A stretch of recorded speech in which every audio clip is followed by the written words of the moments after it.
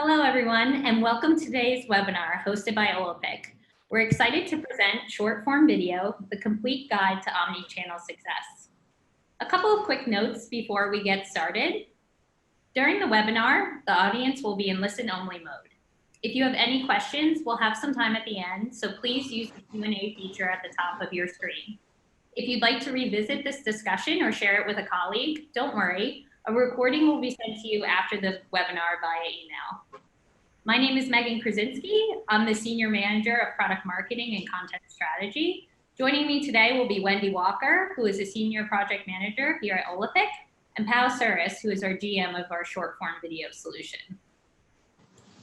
So on the agenda for today, we're going to walk you through why short-form video should be a part of your content strategy, a customer-first approach to short-form video, and how to support each stage of the customer journey with short-form video. So we'll walk you through the awareness stage, engagement, and finally, the conversion stage. And now I'll pass it over to you, Pao, to kick us off. Thanks, Megan. So as Megan said, we're going to start talking about why short-form video is so important. And we will do so by analyzing 4 macro trends that we've seen in the last years. The first one is the appearance of new social media channels that are short-form video first. We're all familiar with Facebook and Instagram and how Instagram has been pushing Instagram stories heavily, but there's also new channels that have appeared that only accept short-form videos, such as Snapchat, which is kind of old by now, and TikTok, which is relatively new, but growing exponentially year after year. The second trend that we've observed is that there is more and more people engaging with short-form video. We know that dynamic performs better than static, and we also know that videos are a key component in influencing the consumer's decisions. As we can see, 73% of consumers have been influenced by a brand's social media presence when making a purchasing decision, and 54% of consumers want to see more video content from a brand or business they support.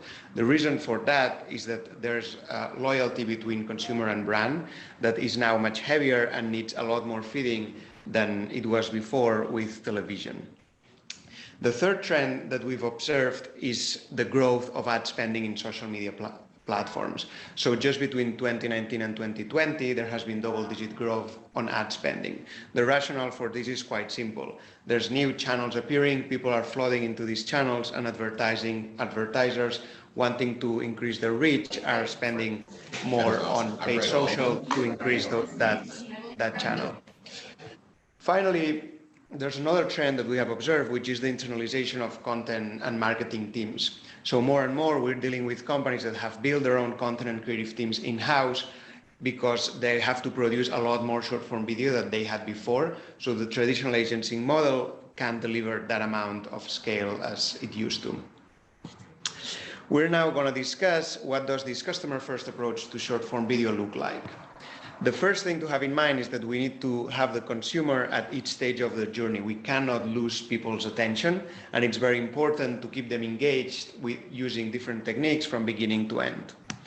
The 4 key aspects to have in mind when understanding the journey to make informed decisions are as follows. The first one is the objectives. What are going to be the objectives of our campaign? What are we trying to achieve? The second is the channel. If we're trying to deploy a campaign in multiple channels at once, we're going to have to think, how do we keep our brand equity intact, and how do we make sure that we address the different audiences in the different channels? There's also content sources. We have multiple asset classes, from UGC to influencer content to product catalog, and we have to use that smartly to engage people at the different stages of the consumer journey. And finally, there's the creative. Which creative are we going to go for? And making sure that it's the right creative for each of these decisions. So let's go into the first ones. The objective is something that anyone in marketing is very familiar of. Here we have 2 examples that we did for Natura. On the left, we can see a video that was more geared towards awareness. It's a high-touch video. The second one, it's a video that's more geared toward conversion. It has a product and it has a clear CTA. So at that point, we want people to actually go and buy that product. The second thing to have in mind is optimizing for each touch point. So as we know, there's different channels. Each of these channels has different creative guidelines, but also different aspect ratios. It is very important that across these channels, there's a coherency in our creative, so people can relate to the brand and can engage to the brand depending on where they are. Finally, there's the idea of the different content sources. So we're seeing a lot of advertisers use a single content source, and we think that that damages conversion considerably. Let's think how could we leverage these different content sources for different objectives. So for example, we could use UGC essentially to follow up after a product release to essentially generate more authenticity and enlarge the lifetime of our campaign. We could use our product feed images for a retargeting campaign also to generate a lot of segmentation and retargeting. And we could use influencer content to organically increase our reach. So it's very important to think objective, think channel, and then think in each of these channels and for each of these objectives, what is the best asset class to fulfill our objectives. Finally, there's creative. So creative still has a huge amount of importance in when enabling people to make decisions. 56% of a brand sales lead from digital advertising can be attributed to high quality creative. So it is very important that as we increase scale and as we deploy more and more assets, we don't lose that brand equity and that quality of creative. Some creative considerations to have into account when making creative choices go as follows. The first one is branding. There's a lot of information in social media, so it is very important to showcase our brand early and often. Second, attention. People's attention span is less than 5 seconds when being in the social media platform, so it is very important to capture attention. There's framing, so there's different channels. Different channels have different aspect ratios, so it is very important to keep in mind which channel are we addressing and making sure that we deploy specifically for that channel.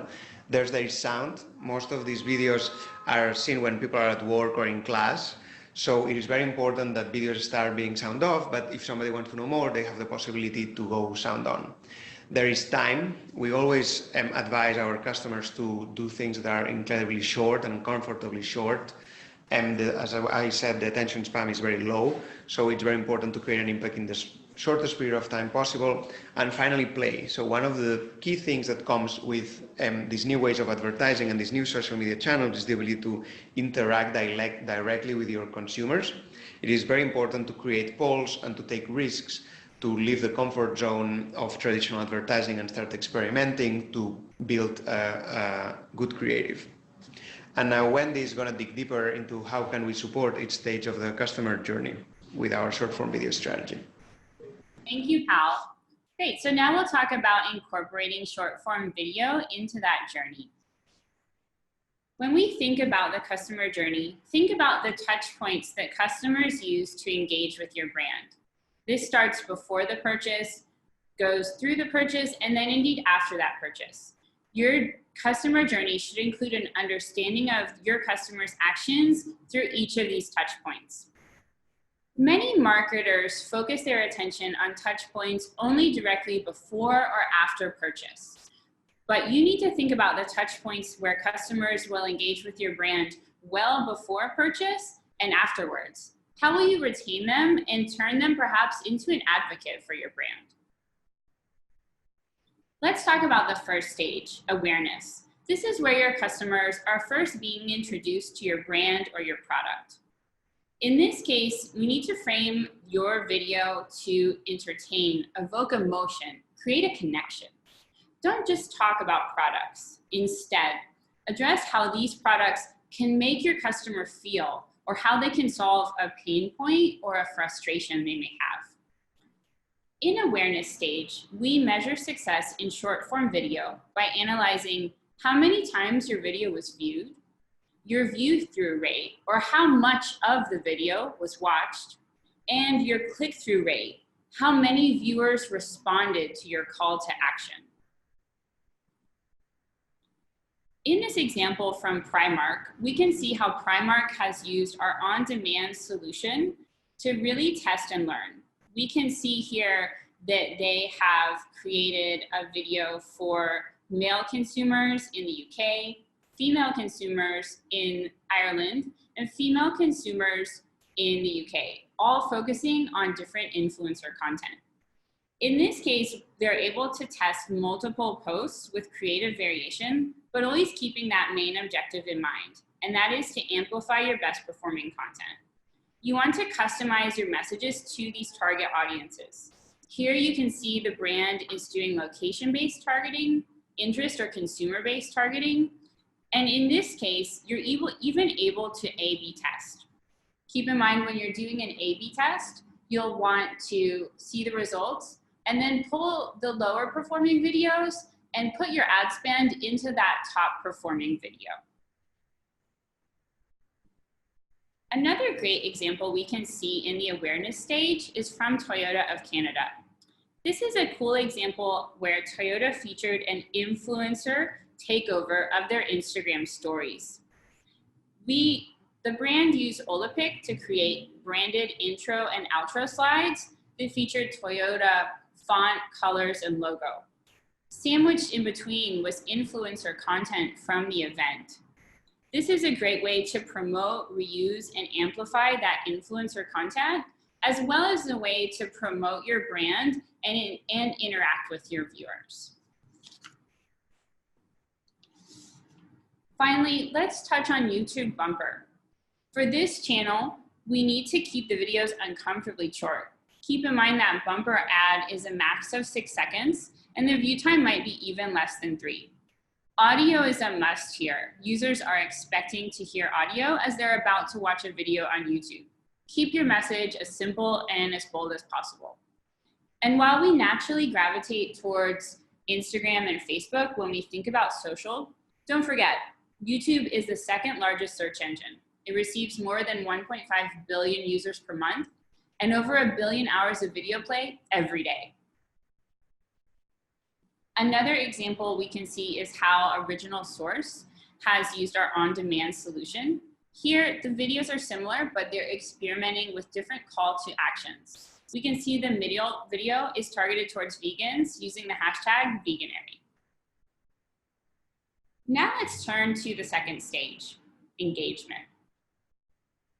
This is the point where you should build trust with previously engaged users.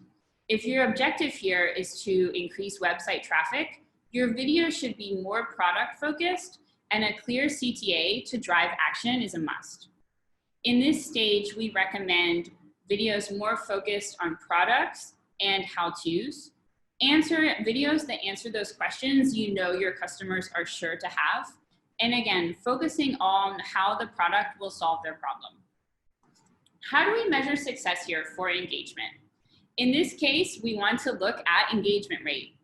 This is the number of interactions your video gets, such as comments, likes, clicks, and shares, compared to the number of views.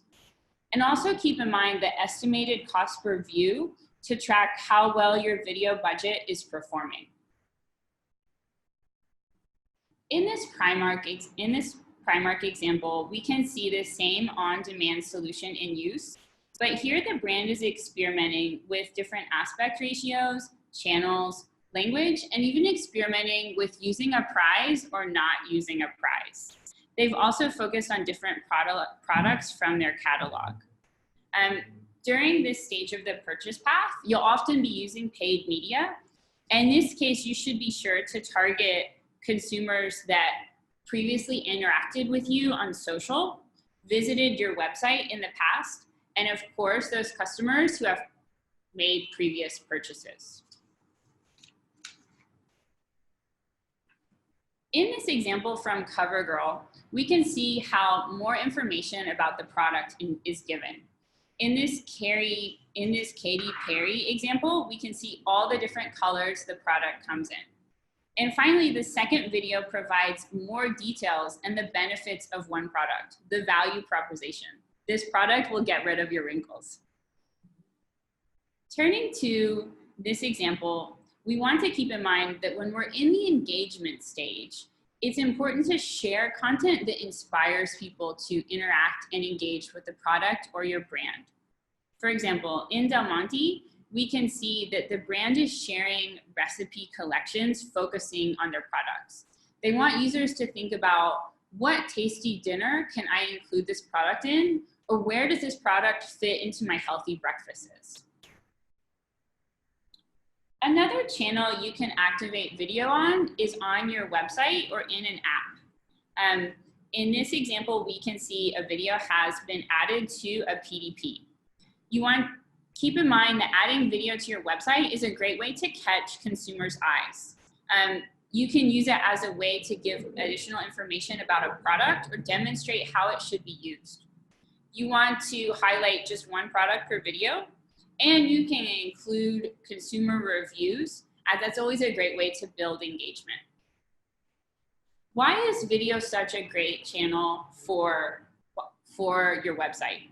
Keep in mind that video will keep users on your website longer and it will engage them more. The average user spends 88% more time on a website with video than one without one. And viewers retain messages better when they review it in a video compared to just reading. Where both video and text are available on the same page, 72% of people would rather use a video to learn more about the product or service. And think about that. I feel the same way, and I'm sure you do too.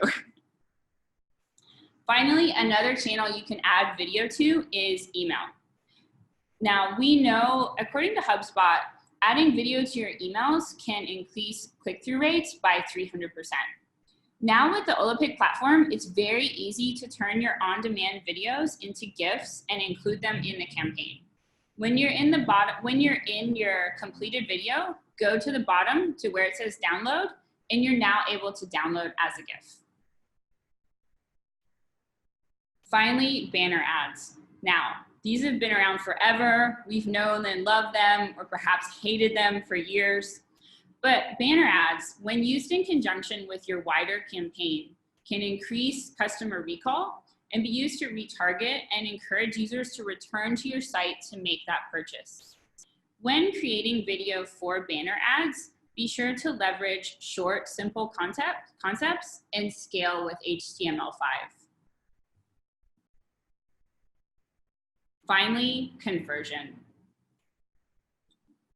In this critical stage, you're going to give your customer the final push to purchase.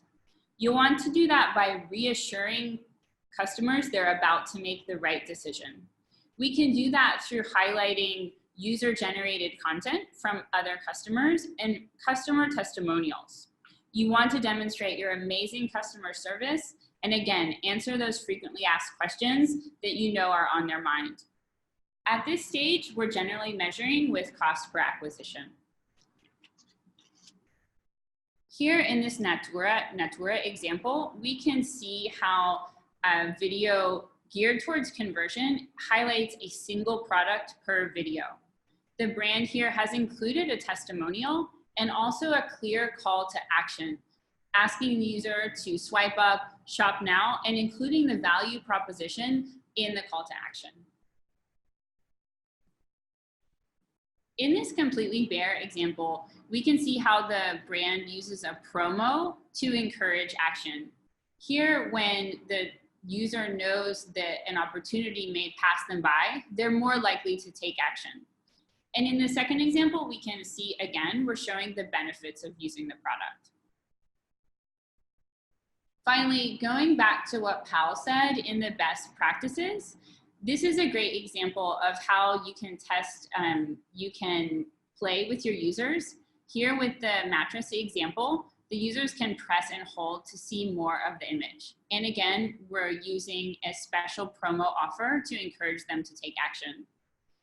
In the Wayfair example, we also see a special promo offer.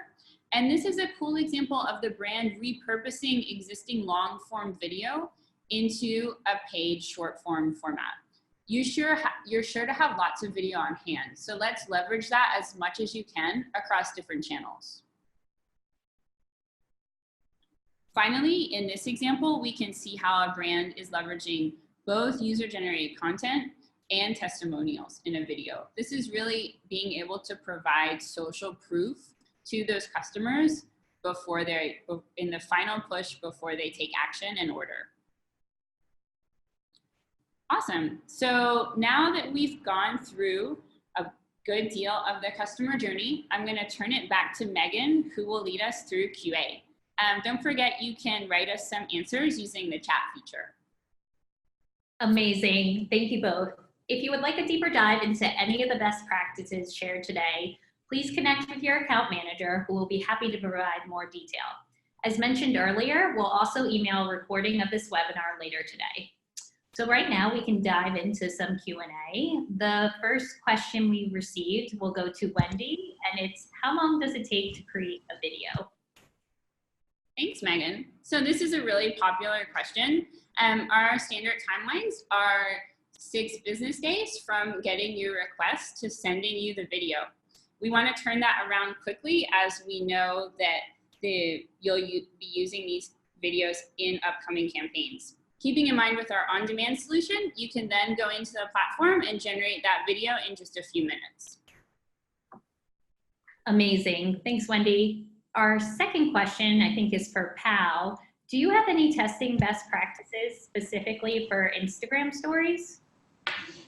So there's multiple strategies that can help you build an Instagram story success, but one of the things that we normally advise our customers is to start by testing different permutations of possibilities, essentially, for example, different types of content, different types of creative within your organic audience. And then after seeing which one performs best, put paid money behind it. So it would be essentially start with organic, and then what works, push it towards paid. Amazing. Thank you, Pal. And finally, you mentioned HTML5 banners. Is that something that Olapic offers? Wendy, can you take that one? Yeah, for sure. HTML5 banners are something that we offer as a custom or one-off solution. So if this is something that you're interested in, just reach out to your account manager. Awesome. So sadly, we've come to the end of our webinar. If we were unable to get to your question, we'll make sure to reach out to you directly. On behalf of Olapic, thank you for joining us, and we look forward to seeing you on our next webinar.